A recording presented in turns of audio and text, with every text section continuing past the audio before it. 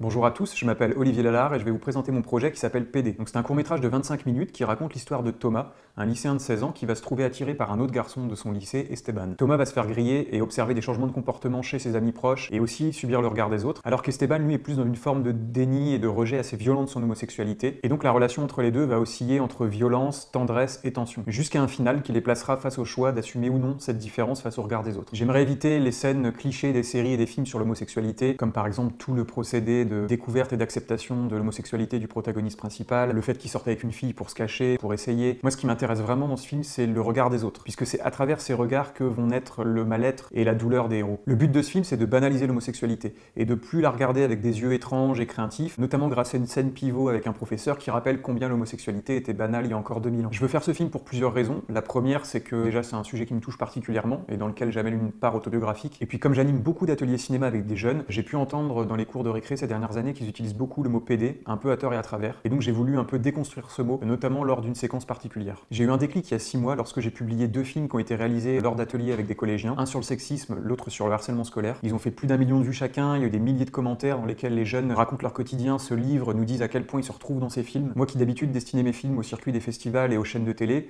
là j'ai remis tout ça en question. Le fait que maintenant ces films soient utilisés comme outils pédagogiques par des profs dans des collèges et des lycées, le fait d'avoir un public présent en direct qui se livre, qui partage, qui se soutient, cette idée de communauté, ça me convainc que ce nouveau film doit être fait pour une plateforme telle que YouTube, afin qu'il soit vu le plus largement possible et que le message passe. Et pouvoir le faire cette fois-ci avec des moyens professionnels. Mon angle d'attaque le plus formel pour ce film, c'est le naturalisme. Je veux que les jeunes puissent vraiment s'identifier à ce film, en m'autorisant tout de même 1 ou 2 envolées lyriques, comme par exemple la scène finale, ou des scènes de baiser au ralenti, pour mettre en valeur la beauté des sentiments qui naissent à cet âge-là. J'aime beaucoup la spontanéité et le réalisme que peuvent apporter des non-comédiens, comme dans le film Le Nouveau de Rudy Rosenberg. C'est pourquoi j'irai pas forcément chercher des comédiens professionnels pour ce film. Le scénario est pour moi une base que je me laisse toujours le soin de modifier avec les comédiens dans l'énergie du tournage, afin qu'il colle au mieux à un instant T, à une intention de jeu, que ça sonne vrai en fait, que les situations soient crédibles. Pareil pour la lumière, je voudrais privilégier une lumière naturelle, avec tout de même une ambiance très travaillée, notamment lors des scènes aux envolées lyriques, comme pour leur donner un côté quasi poétique. Dans cette même approche naturaliste, au niveau du maquillage, j'aimerais refuser de tricher sur les peaux adolescentes. Comme dans la série norvégienne Skam, où les ados sont pas tous filiformes, ils ont parfois de l'acné bien visible, encore une fois pour que les jeunes puissent bien s'identifier à ce qu'ils voient à l'écran. Pour le décor, je souhaiterais que ça se passe au lycée Cassini, ça fait sens puisque c'est mon ancien lycée, donc j'y retrouverai une part de vécu. Je privilégierai la caméra portée, ça donne